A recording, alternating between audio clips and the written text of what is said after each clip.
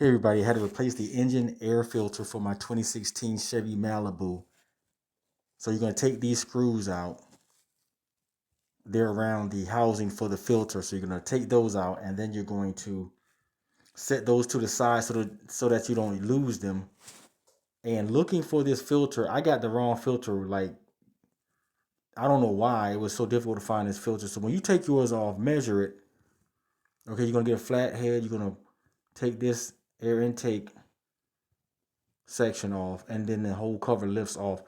Measure your filter because some of the numbers are deceptive when you go to look for yours or replace it at the auto parts store or when you're looking online. Go ahead and measure it because I kept getting the wrong filter. So I wound up getting a Fram and I looked at the size of the thing because the first Fram I got was wrong. For GM, that's the number. This is the Fram filter, replacement filter that I needed. I have an LS model, by the way. Look at the old and the new comparison. So mine was really dirty. And basically, put the new one in. It's the opposite of taking it apart. Thanks for watching. Like and subscribe. Be blessed.